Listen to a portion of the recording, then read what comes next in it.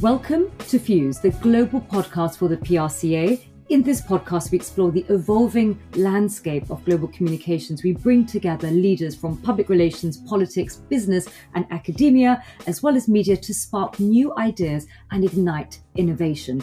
Welcome, Rupert. Nice to see you, Farzana. So a little bit about Rupert Younger. Rupert Younger is the founder and director of the Oxford University Centre for Corporate Reputation. He's also the chair of the Enacting Purpose Initiative, a multi-institution partnership, a leading commentator on reputation matters relating to corporations and institutions worldwide. He has published 2 books. The Reputation Game, which I'm currently listening to on Spotify, is an international bestseller published in 7 languages, and also the Activist Manifesto, published in 2 languages.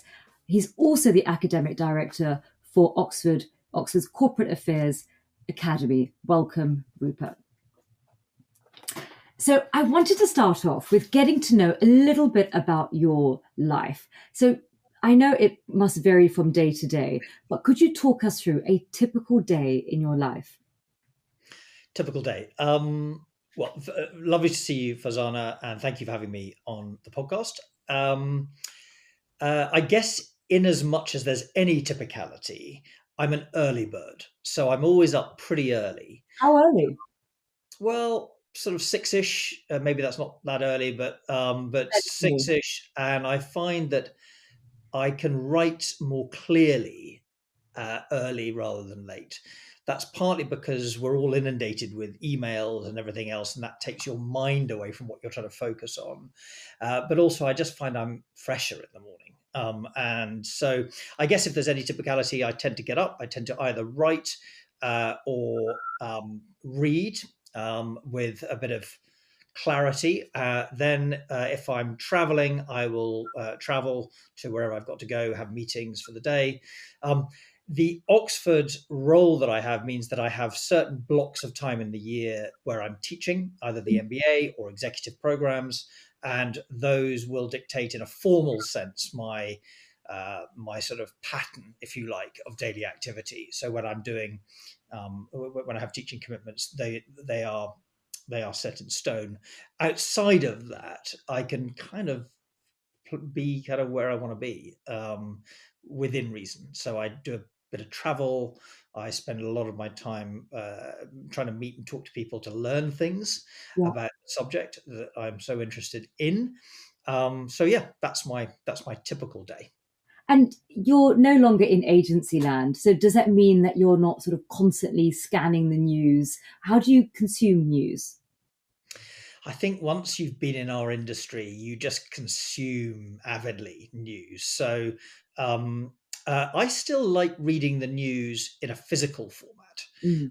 We're all inundated with all the online, and so you get fed all the information, of course. But I find that physical newspapers help you to decode what the journalistic community regards as more important. So the position of a story on the page, the prominence of the story in the paper, I find that's kind of helpful, especially when there's so much that you can consume every day. What do you read? I try and read things that make me feel comfortable and things that make me feel definitely uncomfortable.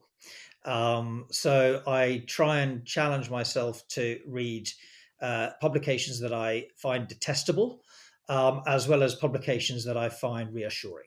So I think that's brilliant that you actually read across spectrums, you know, those sort of outlets that you find yourself agreeing with, as well as those that you find yourself in opposition to.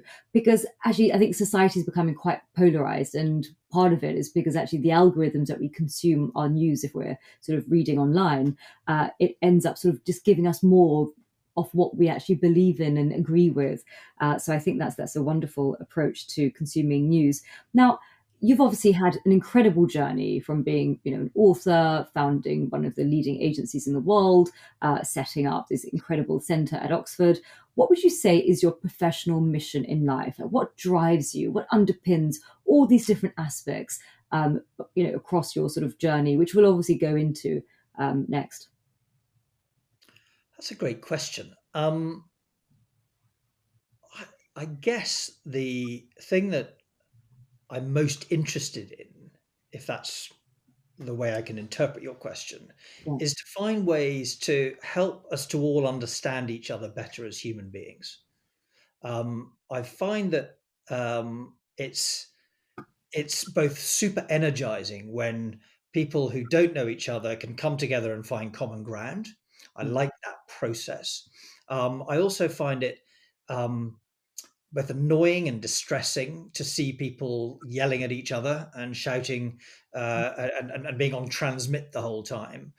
So I guess I've sort of found a niche in communications and in the work that I'm doing of trying to find ways to help bring people together.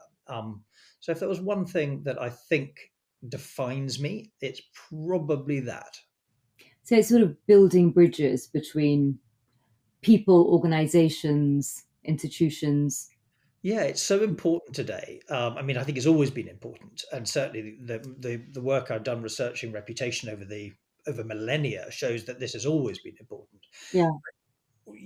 But you can only do things in the age that you're born into, and we happen to be born into an age where there seems to be a lot of polarization happening, and that's been supercharged by social media and by the online forums that exist. So I think it's an imperative to find ways to help us to all understand each other and listen to each other's points of view, and to find ways for respectful dialogue. I mean, that's, I suppose, why I have found a natural home in a university, because that's what universities are supposed to be about, which is the ability for people to be able to speak without fear or favor, whether you're an academic or whether you're a student. That's quite an interesting comment because you often see in the news universities like Oxford with sort of in the middle of these culture wars of cancel culture. And so, I always, sort of grew up thinking university is actually where you go to be challenged.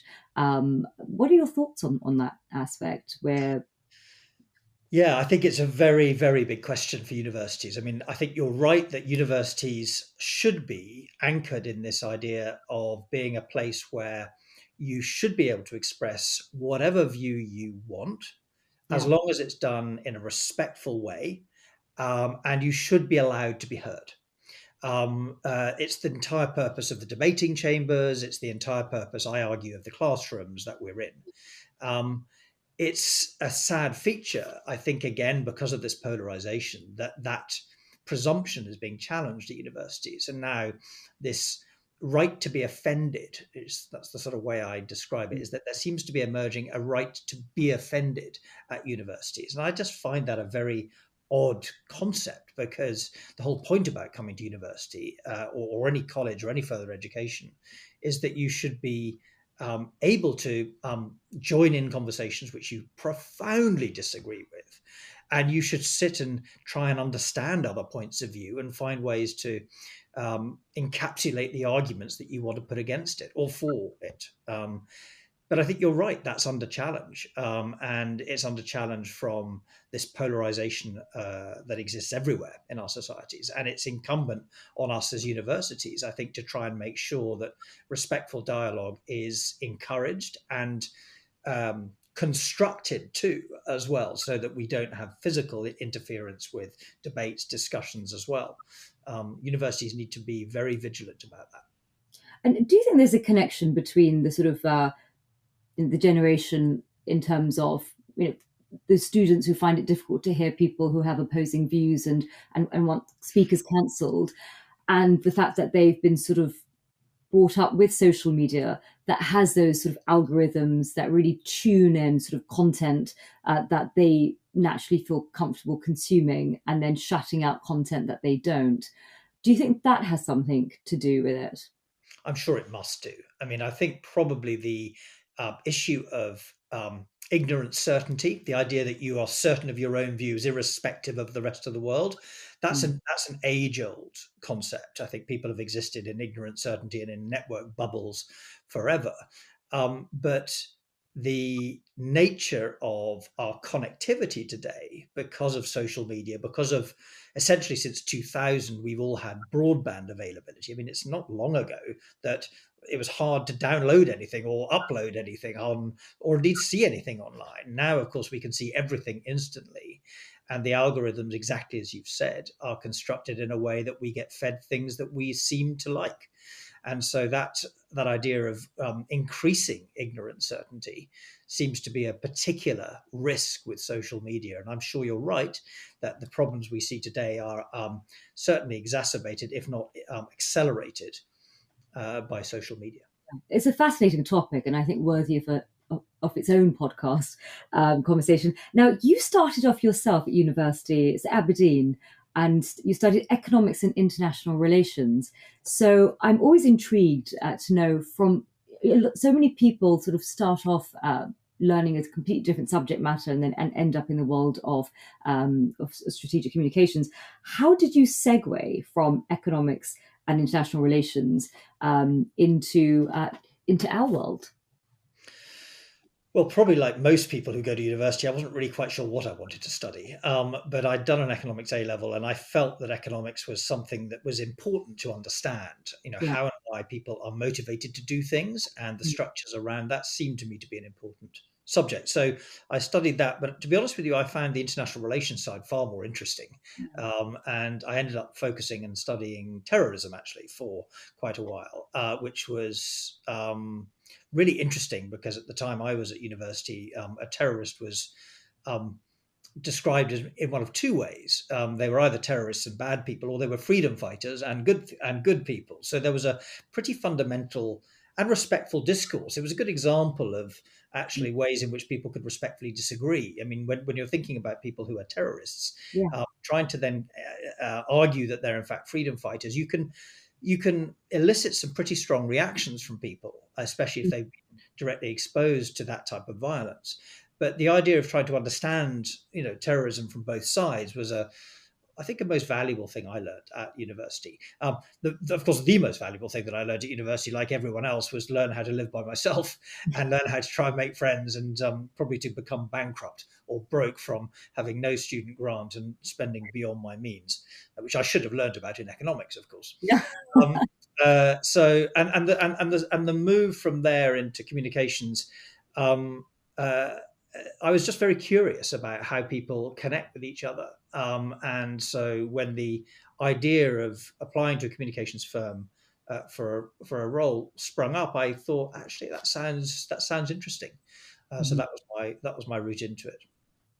And how did you then end up co-founding FGS Global in 1994, and of course it was Finsbury before, and then they had a name change. I remember when I heard of Finsbury. I mean, it was incredibly dominant, and it just, its sort of trajectory, incredibly impressive run in the industry. So I'd love to know a little bit more about the early days. What led you to co-found? What were the secrets behind the sort of incredible success that it enjoyed? Well, it was, so I was at Brunswick at the time, and at university I'd been quite entrepreneurial. I was Young Entrepreneur of the Year in 1988 for a business that was designed to basically help me pay my way through university, of course.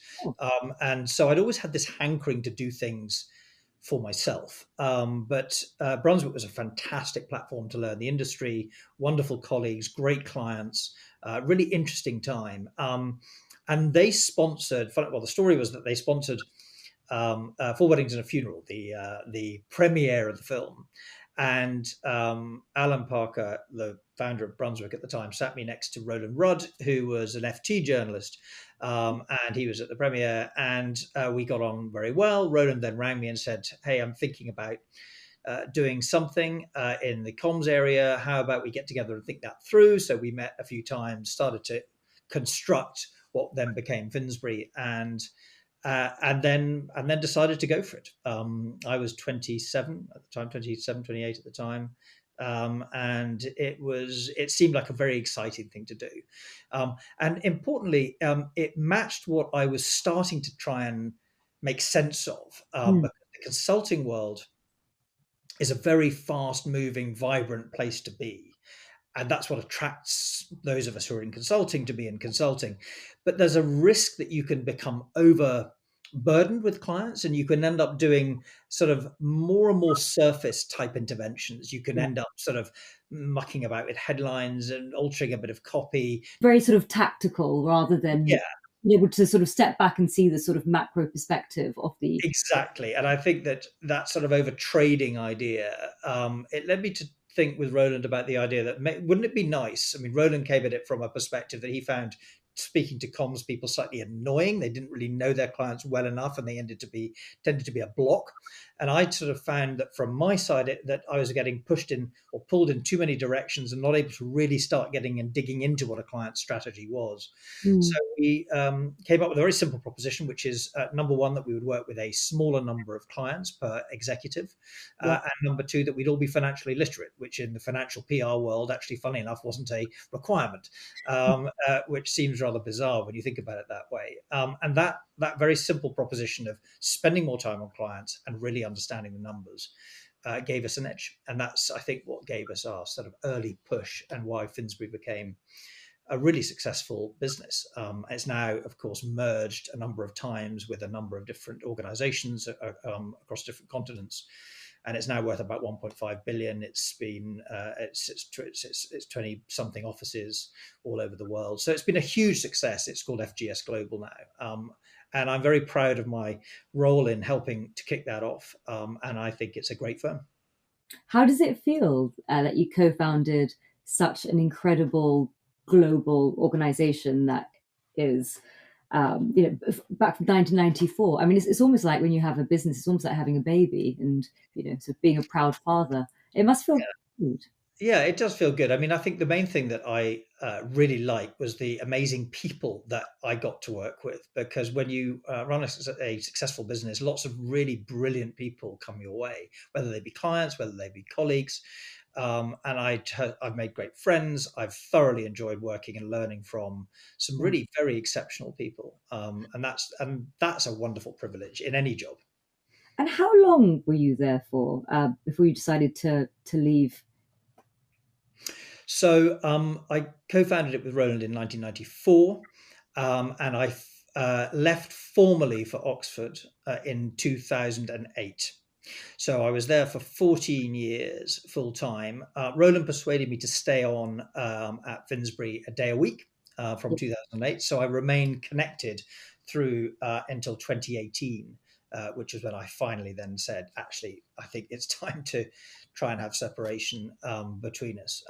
At that point, Oxford was becoming really very successful in its own right, and the centre was becoming really quite a leading voice in the world of in the public discourse world around organizations and their responsibilities and how they reacted to crises. And I was finding that it wasn't easy to manage conflicts. So Roland and I agreed that we would that I would cut the ties, and but I remain very friendly with them. The other thing it's been nice to be able to do at Oxford is being able to reconnect with great firms like Brunswick and colleagues who've been to all the other great firms like Teneo and all the others. And so it's been really nice to be able to talk to others in the industry, because the comms industry, is a great fun world with some really, really brilliant people doing super fun work. Yeah. And I've really enjoyed reconnecting with people outside of my firm, FGS Global. So what was the transition like, moving from a fast-paced agency life to academia? It's a very different pace, different world. How did you manage that transition? And is it what you expected it to be like? You're right in lots of ways. First, it's a very different world. It's not fast paced, but it's very intense. So it's a different type of energy required. Secondly, academia is a world where who was it? I think it was Kissinger who said this famous quote, and he of course was an academic as well as a politician and diplomat. Mm.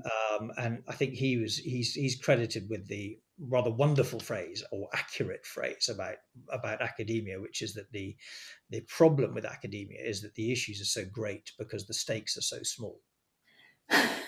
And so sometimes we can find ourselves getting very exercised about very small things. And so that demands a certain energy and intensity as well, which is different from the world of agency. Yes, it's different. I found the transition actually really energizing because in the partnership of Roland and I, Roland has extraordinary connections. He's an incredible raconteur. He's a fantastic front person for the organization. And he's very instinctive and very, very quick like that.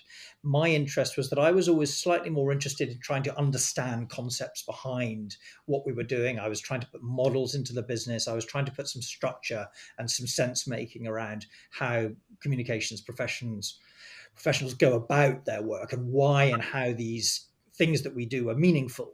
Why does it matter getting a lex column? Why does it matter if you reshape a narrative this way? What type of themes are connecting and why?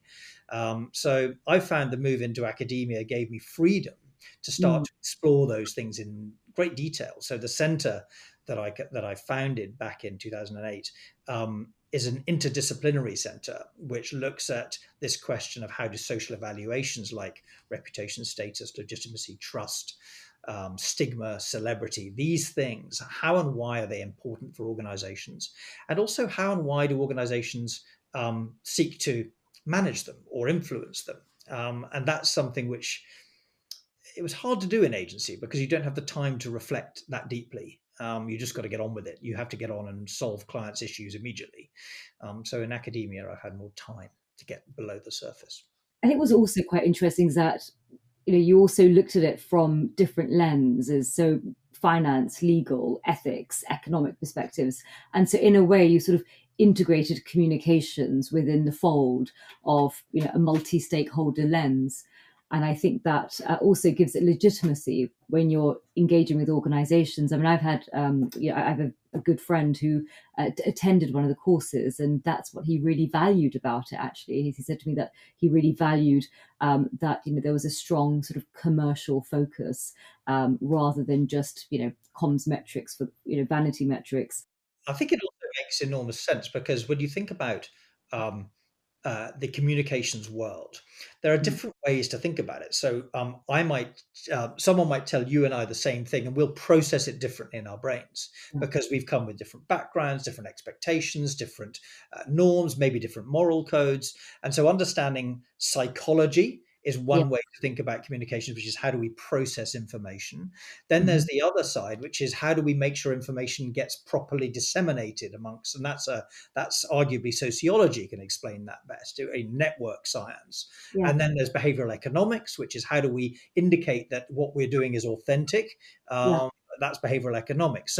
So this idea of communications as just being a discipline in itself feels to me to be a rather flat representation of what we do. What we should all be doing as consultants is going behind the mechanism of communications into the drivers of how you change belief systems in people's minds. And that could be understanding the brain and psychology. It could be understanding network structures. It could be understanding behavioral economics. Do you think that, in the past, we had Edward Bernays, who was obviously the nephew of Sigmund Freud, and he therefore, in his practice, there was one of the main pillars was psychology. And when he had a number of his campaigns in the US, he would always have he would always consult with psychologists, and it would be this marriage between psychology and communications. Do you think that actually we sort of lost our way as a profession because we started off there and then actually ended up just becoming increasingly sort of tactical, where public relations became synonymous with media coverage, and we lost our way in terms of the behavioral science and the sociology and the sort of underpinning psychology and neuroscience and actually all those different facets. So what went wrong with our profession? I think you've put that very well. I mean, when you're trying to engage with understanding, I'd go back to Aristotle.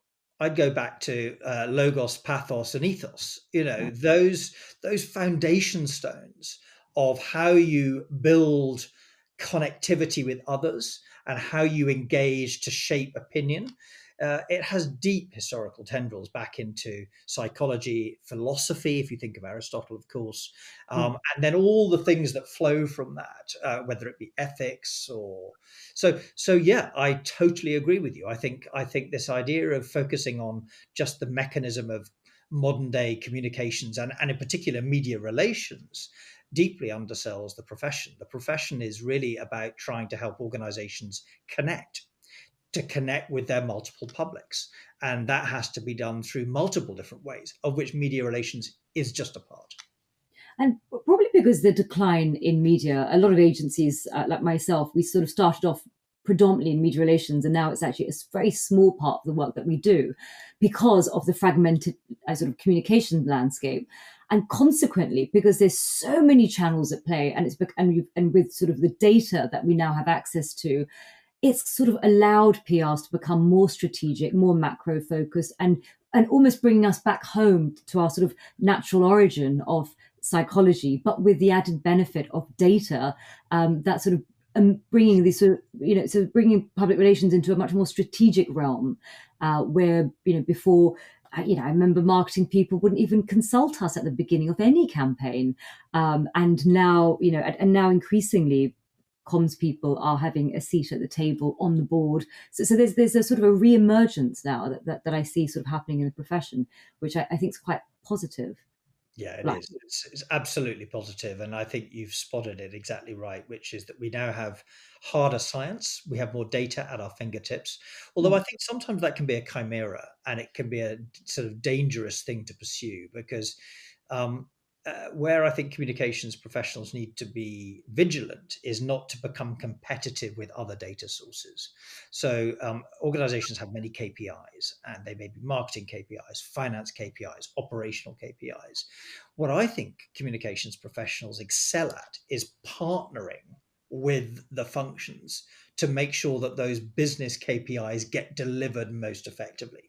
So, how do you turn a marketing campaign into something that's really authentic and believable? That's a comms addition. How do you turn operational effectiveness into something where people communicate all throughout the supply chain really effectively to resolve issues or be proactive about opportunities? That's communications. And this idea of, I think the communications professionals of today and I hope the future will be critical business partners, not separate entities trying to create separate data streams, separate ways of, justifying their existence. I think therein lies madness. I think partly because ultimately no one really cares about how many column inches something produces, yeah. or tweets or mentions. It's what that then allows or unlocks in terms of opportunity or protects in terms of downside. That's fascinating. And another sort of area that sort of underpinned this sort of ongoing change of the profession has been purpose. And so all of a sudden, to engage with stakeholders, to mobilize stakeholders, you have to demonstrate your authentic commitment to whatever your articulated purpose is. And so therefore the vision, mission, values piece that used to just sit somewhere in a drawer or in a barely visited web page of a company website has now sort of moved sort of center, and and that's very much sort of become the custodians of comms people to ensure that everything is that they sort of close that authenticity gap between espoused values and the sort of the reality. So in a way that they find themselves going into sort of behavior and sort of having to have the guts to sort of speak up to their internal bosses and say, actually, that's not really in line with our values, and that's going to have an impact upon reputation. And I think what a lot of comms people sort of struggle with is how do they build that influence within their organization with their bosses who aren't necessarily comms people and who have always sort of seen them as a slightly sort of tactical, media relations type people. So do you often have those challenges that you explore within your the center? Yes, and again, I'm really pleased that you've raised this concept of purpose. But to understand purpose, you need to come back to I think stakeholder to stakeholder belief systems. So the father of modern stakeholder theory was a professor, MIT and various others, called Ed Freeman, who wrote this book in 1984, which has become a sort of stakeholder Bible. And if you think about 1984, that was sort of 15, 14, 13, 14, 15 years into the Milton Friedman era of it's only shareholders that matter. There's an invisible hand that sits behind shareholders. If you focus on the accountability to this one stakeholder called the shareholder, then everything else will miraculously happen. And I think that was a very appealing notion, of course, because when managers just have one boss, one objective, which is profit, how much easier is that than trying to manage multiple different stakeholders who are all very persuasive about their particular case? So to understand purpose, I see purpose as a sense-making tool in a stakeholder economy. So if we have to exist and understand that we exist within ecosystems of stakeholders, how do you make sense of which stakeholder gets which priority at which time? That's where purpose really comes in. And you're right that purpose ought to be a domain led by the corporate affairs professions. And I see that as important because when you look at what purpose should be about, it's about understanding your core DNA, but also understanding how that connects with the society and the needs of society that sit within the ecosystem. The only people on the executive board of a company or in the executive function who understand the outside world are corporate affairs people. Everyone else is inside out, legal, finance, ops. They all have phenomenal skill sets, but they organize internal systems and they turn them into a projection for outside audiences. The only people that actually decode the outside world in a stakeholder economy and understand what stakeholders actually want are corporate affairs professionals. So corporate affairs professionals should lead the purpose discussions in companies. So based upon that thinking, corporate affairs, external perspective, the rest of the functions have the internal sort of lens. Therefore, based upon that, you could argue that corporate affairs professionals, therefore, also will be best placed in terms of identifying risk. Well, they certainly should play a very important role in identifying externally generated risks, whether that be from politicians becoming too active, NGOs becoming more vigilant, investors turning against certain themes, etc. And they will translate into or through a lens of reputational harm, legitimacy or illegitimacy, stigma, if you're in the tobacco industry, increasingly investment banking, stigmatized. So lots of different ways in which corporate affairs can make sense of these types of pressures. Yeah, spot on. And so with the corporate affairs function, they then therefore are very adept at horizon scanning, spotting risks. But if whilst they're out there looking around, surely they'll also be able to connect the dots and spot opportunities.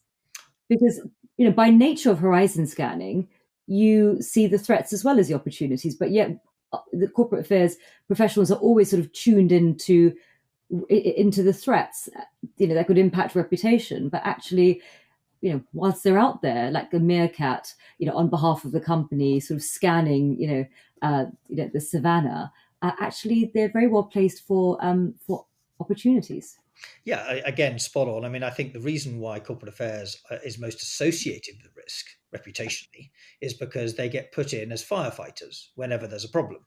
They get called in when there's a crisis. They get called in when there's an unfavorable media thing. They get called in. So there's a sort of automatic association of firefighting and corporate affairs. But if you think about the discussion we've just had, where the best corporate affairs directors of today and tomorrow, I argue, will become this Pentium chip, this Intel Inside function, where they partner with the different functions inside a business, that will be as much about, if not more about, unlocking opportunities than it is about protecting risk.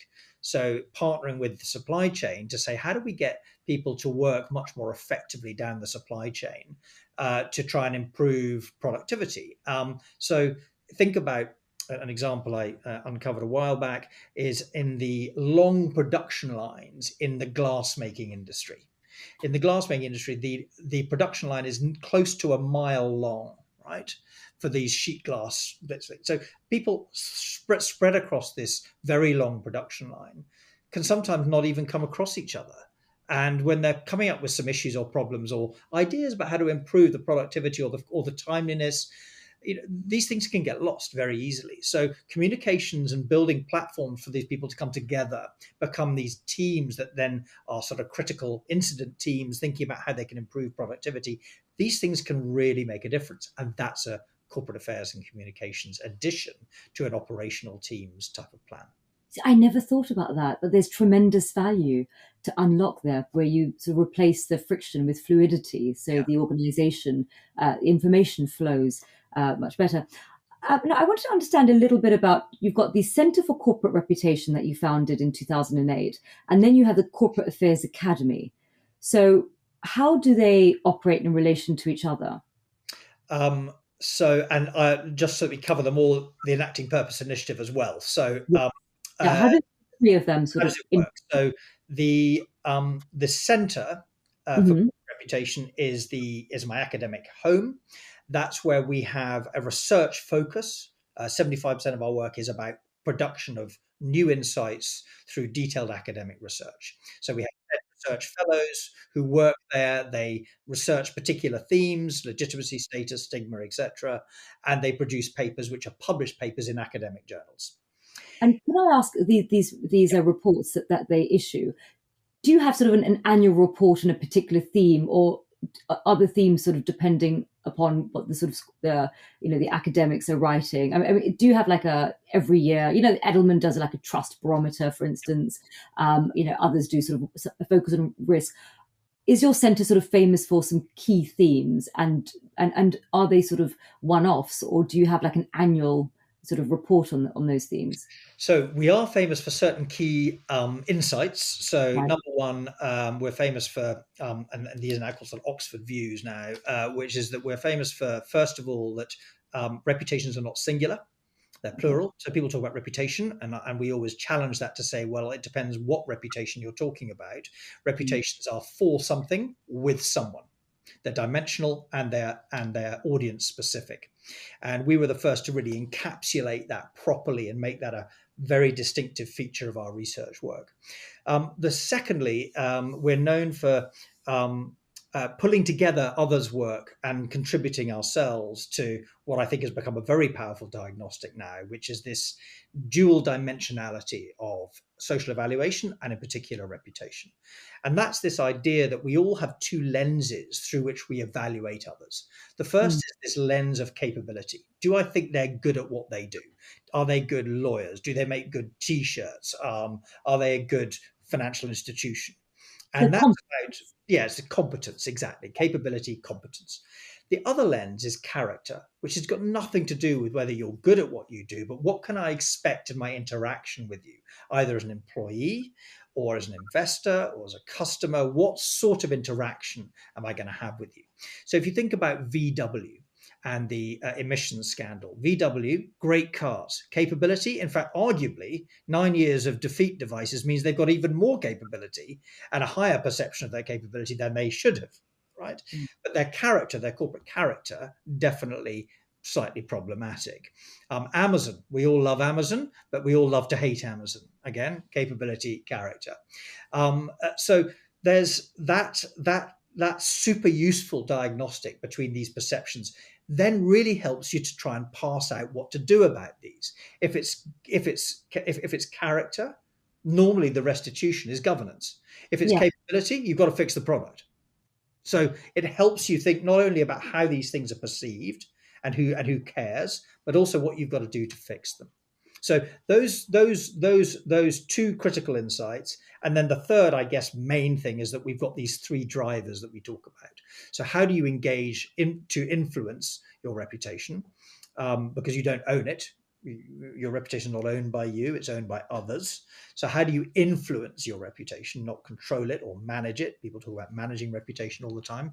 We dismiss that as a very, very unhelpful idea. And so we've articulated fairly consistently, including in the book, this idea that there are three lenses. So the first is your behaviors, which send behavioral signals. The second are the network structures that you create, either network closure or network openness. And the third is your narrative styles and structures. So those three influence strategies have also become synonymous with our center. So that's the center. That's the research engine. In the center also is some policy work, but I'm going to pause on that because if we now go to the Corporate Affairs Academy has got nothing to do with research. Mm-hmm. It's about translating research into insight and practice. So that's an executive program for corporate affairs directors who will sit and engage with the research work done from the center and elsewhere in Oxford, psychology, philosophy, economics, law, others. And they will learn from that in a focused way as to how those themes influence their professional activities. And the Enacting Purpose initiative is designed to be both a research and an impact engine. So we write white papers and policy papers, which we put into government and other different EU and US and other World Bank regulatory bodies to try and shape the public discourse on key subjects. In our case, it's purpose, but white papers get written on everything. So that combination of research, education, and impact are the three things that we do. That's brilliant. So when executives come to learn at the Corporate Affairs Academy, what they're really doing is benefiting from all of the research and the thinking that has been ongoing at the Centre for Corporate Reputation since 2008. And then you also are not only feeding that into the sort of the private sector, because most of your executives tend to come from sort of corporates, but you're also have your research that you're then feeding into government and policymakers. So that's absolutely fascinating. What came first, the Corporate Affairs Academy or the impact? The Enacting Purpose. So the Corporate Affairs Academy, so the centre came first, and the year later I set up the Corporate Affairs Academy. So the first Corporate Affairs Academy happened 18 months after the establishment of the centre. The Enacting Purpose initiative was set up in 2019. So relatively recently. Much more recent, yeah. Right. And so I think you broke down reputation in such an interesting way because it always sort of feels quite sort of ambiguous, and just breaking it down into sort of two sort of buckets of capability and character, because sometimes I come across somebody and I think, God, that'd be fantastic to work with, but actually I just don't like their value system, and then others are like, well, I really like that person, but I don't think they could do the job, and so it's quite interesting because I'm sure people have different sort of levers in terms of some people are really happy to work with people, but because if they can do the job, if they've got the competence, and they don't mind if they don't particularly like them, and and for others it's the others. Yeah, I think that's really, really valuable. It's exactly right, and it translates into corporate culture. There are some corporate cultures where that type of look, we just want the best, but they're not great cultures, or they're mercenary cultures. There's a great paper written in 1996, which is still a great paper, which splits corporate cultures into sociability and solidarity. Are you high or low sociability, high or low solidarity? And one of the low sociability, high solidarity quadrant is mercenary organizations. That's the ones where you just hire the very best people and you don't really care too much about whether they're nice. And then you've got the sort of collaborative organizations up in the top right, highly sociable, and they're sort of networked or collaborative organizations like Unilever's, and they are just sort of different cultures, right? So I think your point about capability and character translating to corporate culture is really spot on. And that probably also has a link with staff turnover. It can do, yeah. I mean, some people, of course, like working in mercenary environments because they're paid. Yeah, it's about alignment of values, really. I guess it's that's absolutely fascinating. So the incredible reports that you issue in the policy papers and the white papers, are all of them sort of, are they gated, or actually do you have content that our listeners can go onto the website and download and actually read some of the reports? So the beauty of a public institution like Oxford is everything is open to the public. That's Um, fantastic. and so the majority of our research does not sit behind paywalls. There are some journals that have paywalls where they charge for access to articles, but on the whole, we've got the ability to make what we do public. We also publish case studies, and unlike Harvard, who charges $1 a page, we make them freely available all over the world to institutions from all over the world, which is really important because it means that institutions that don't have the money and the wealth that some of the Western institutions have can actually work with some really well-structured case studies to help people understand phenomena around the world. So Yeah. Our case studies are downloaded in around 60, 70 countries around the world, who otherwise wouldn't be able to have access to some of the more expensive stuff. So yeah, almost universally publicly available. That's a huge service to the industry. Do you feel that over the years that you've been at Oxford since 2008, the world of sort of practicing communications and academia has actually come a bit closer together, or do you think actually we're still quite far apart? And another great question. I mean, I don't know, but all I can say is that we're doing our best to try and bring these worlds closer. We are, I think, one of the very few places, if not the only place, that really tries to celebrate bringing structure into a profession which is known for its brilliant ability to be instinctive. And that's also a huge strength, by the way. But we are celebrated, I think, for trying to put a bit of structure and a bit of peer-reviewed thinking behind some of those instinctive decisions that you all make. yeah, And increasingly, we find corporate affairs directors really like that because the instinctive side is great, but someone at some point in their senior leadership team will challenge it and say, that's just your opinion. My opinion's different. And when they can say, it may be my opinion, but it's backed up by research, it gives them an edge. and the reports that you have in the courses, are they mainly for sort of in-house corporate affairs directors, or actually could it also help and benefit agency people working in? It's actually a really important question, which we ought to think about much more proactively. Currently, we just make it available for in-house, and we Yeah, don't allow agencies onto that in-house focus because we can't risk people then starting to cross-sell or whatever. And it's a sort of safe space, if you like, a sort of AA safe space for corporate affairs directors, not to be pitched by corporate affairs people. But I think there is a huge open and need for exactly the same thinking to be delivered and to be engaged with the agencies. And I spent a lot of my time being invited in, and I like doing this, coming and talking to agency people about some of the findings that we have.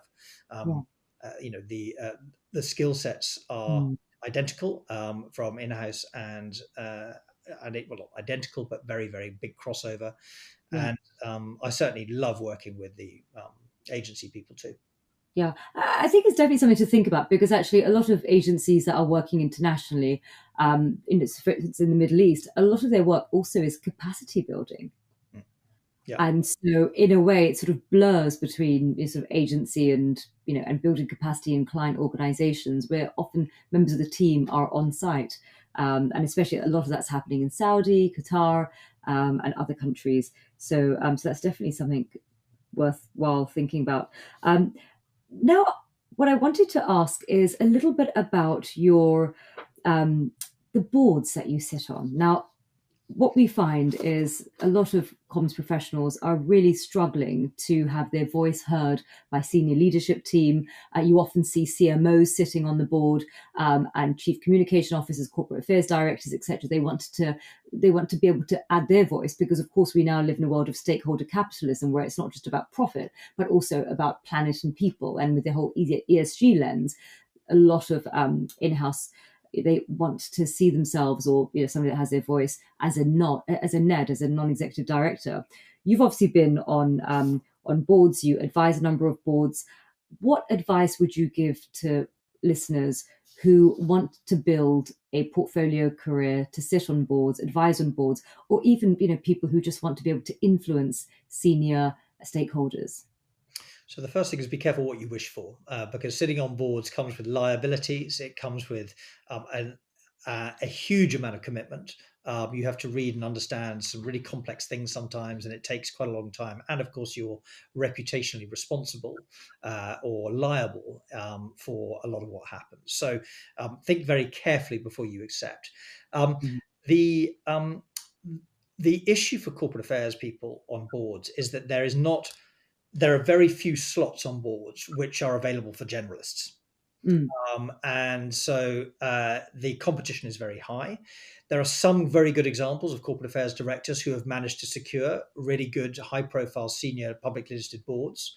And they've made a huge difference, I think, on these boards because they help decode the outside in.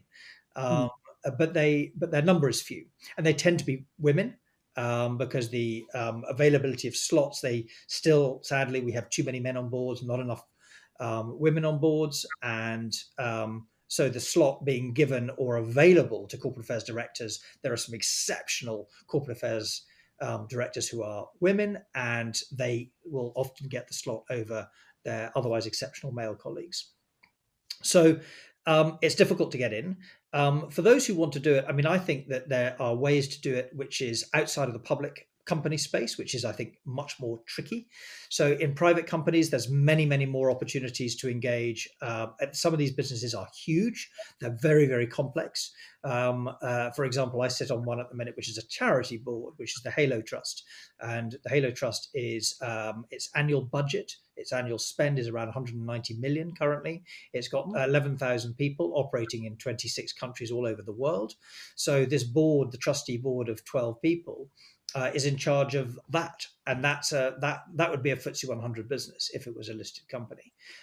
So the ability to get onto charitable boards, private company boards, take any opportunity you can. In my experience, when you sit on these boards, it exposes you again, if you're curious and you listen, it exposes you to different thinking, different challenges, different ways of solving things. I've learned an enormous amount from sitting on boards. So think broadly, definitely go for it, but be careful what you wish for. Yeah, and always try and ensure that there's adequate insurance for directors and officers and NEDs. Yeah, for sure. So I'm listening to your book on Spotify, The Reputation Game. I'm going to go on to the Activist Manifesto, but I'm really interested about this third book that you are currently writing, where you're exploring the dark triad, so characteristics of narcissism, Machiavellian, and sort of psychopathy. What on earth drew you to this subject? Well, thank you for asking about it. It's now finished and submitted, so that's I'm feeling pleased about it. This is a book. It's provisionally called Forked Tongues, and it deals with. Great name, Rupert. I love that. Yeah, I actually credit my agent rather than me with the name of that. Well done, agent. But it's a book which seeks to try and understand the phenomenon of people who seek to tear you down. So who are these bad people? Who are these people who ultimately are interested in destroying you? Now, we're exposed to that today because of the very vicious and sort of discourse that happens online these days, where people seek to tear people down online. But actually, it's got a very long tail, where people have sought to undermine the credibility of others forever. So I go back to Cicero and his incredible oratories where he eviscerated his political opponents. You go through the Middle Ages, the courts where a silent whisper in someone's ears would destroy your family and your career, through to the polite societies of 18th, 19th century Britain, and then the emerging Americas, where everything was around the gossip that others said about you, through to political warfare executive in the Second World War, who deployed on behalf of the British people some extraordinarily vicious undermining tactics against Nazi generals to try and undermine their credibility with Hitler. So this has got a huge, long history to it. And I felt it was just super interesting in today's rather vile discourse online to come and take a look at this question.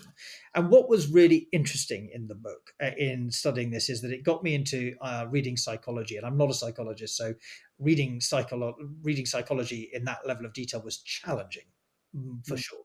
But what started to emerge is that most of psychology deals with personality indices on a Hmm. straight line, negative personality indices to positive indices. And that struck me as being not right. I couldn't quite work out that bad people were just the opposite of good people. It just Yeah. felt to me that bad people are very different. There's something that makes them malicious, and it Mm. gives them some different psychological profile. And so I talked to a colleague at Worcester College, which is my college at Oxford, who's a psychologist, experimental psychologist, called Professor Paul Azzopardi, who said, if you're trying to make sense of this, have a look at the dark triad.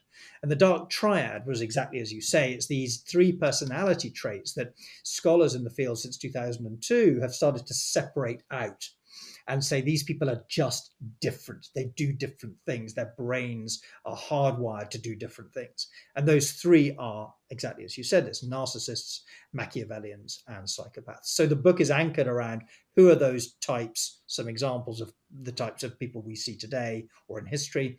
And then the second half of the book is how do you protect against those people in today's world?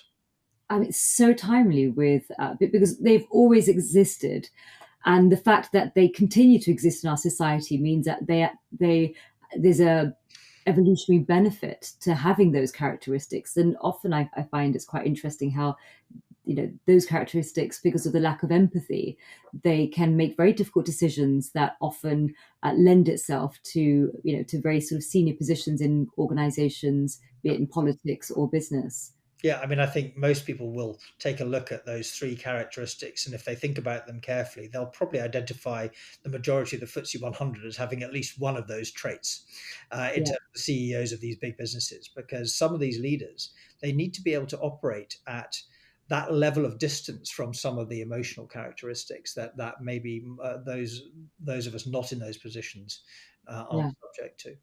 Do you have a section on how to spot them? Because I'm sure there's some who are very good at sort of masking these. Because I think that these sort of characteristics emerge, when they're quite young. They sort of realize that actually this is socially acceptable to say this, or to demonstrate this is how they think or view things. So the sort of masking then makes it quite difficult to identify. It does, and yes, the answer is that that the first section I specifically pull out the particular characteristics that sit within them. So when you spot recklessness or callousness, that you can start to attribute those. So I put it in that frame, and in fact within the book I've also got you can go into your own personality questionnaire, and you can then come up with your own personality set of disorders and to see where you sit on the scale, which is kind of interesting when you do it, because you start to realize that it's not about a sense of these are other people who are just sitting over there and then we're all the good people. We're all of us minor character assassins in our lives. We love a good gossip. We love tearing down. Yeah, So, I admit. so there's a self-reflective, and it brings us back to the start of our conversation, which is that I guess what I haven't really thought about it this way, but I guess part of the reason to write this was because I'm interested in trying to break down these silos around otherness. We are all of us little mini character assassins. And so to think of this as just being a book about other people, I think misses the point. Yeah, and we have our shadow side, whether we choose to Yeah. admit it or not. Yeah. Now, what communicator do you admire the most, past or present? Well, someone I admire for their ability to connect, which I guess is probably the best definition of a communicator. Hmm. And I've admired her forever. Is the poet and essayist Maya Angelou, who's just been an incredible inspiration. When you read what she writes about inequality and inequity, obviously through a racial inequity lens, but more generally around the power of being human and the power of starting as human first and then segregated in any form second. I've admired that and I like that. So I guess she'd be my communications hero. Yeah. She is incredibly empowering, and still I rise. You hear about her sort of resilience that comes through repetition of, and still I rise. Thinkers authors, podcasts, poets, philosophers who've had the most impact. And I imagine, judging by your bookshelf and the fact that you chose to devote your life to academia, you've probably read an awful lot. So which ones in particular do you feel have sort of shaped the way that you think about reputation, about communication, about connecting? Well, am I allowed to give more than one? Yes, and you could even mention your own book. No, I won't mention that. But I think the things that have expanded my mind at a rapid rates of knots, I would say, first of all, is the network science stuff, the stuff around sociology and how networks are formed, closed and open networks. And there's a wonderful writer and scholar called Ron Burt, and I really enjoy reading his books and his work. So I think he's someone who I like. Daniel Kahneman I like as well, because he thinks about these systems and the system 1, system 2. So that's a sort of way in which we process things, which I quite like. So I think he'd be someone who I would bring on my intellectual desert island. But I'm at risk of sounding really quite boring and geeky, and I'm probably not. Well, maybe I am. I probably am. But I think the author I would probably most enjoy reading, and I certainly have all his books, is Paul Auster, the American novelist and short story writer. And I just think the way he simplifies and connects very complex things in such an easy way, I really enjoy his work. So Paul Auster. That's wonderful. And the penultimate question, what career advice would you give to your younger self? Be more curious earlier in your life. Be on receive, not transmit. God gave you 2 ears and 1 mouth. Use it in that order. Love it. Absolutely love it. And the final question, how do you stay sane? So mental health and well-being hacks, what sort of keeps you feeling grounded and, you've got lots of plates spinning? The answer's behind you on the sofa. I have a dog. And, I also have a family. So family life and the simplicity and the love that comes from your animals and pets, it never fails to remind you of just what's important. I agree 100%. Thank you, Rupert, for such a fascinating conversation and for sharing your journey with our listeners. And thank you for listening. You'll find this episode on PRCA's YouTube channel, Spotify, and Apple Podcasts, alongside other episodes that my co-host Dan Gold and I have interviewed in the past. If you like what you hear, please do share so we can grow our community. If you have any feedbacks or topics, please do get in contact. We publish interviews every 2 weeks, so stay tuned. We have some incredible stories in the pipeline.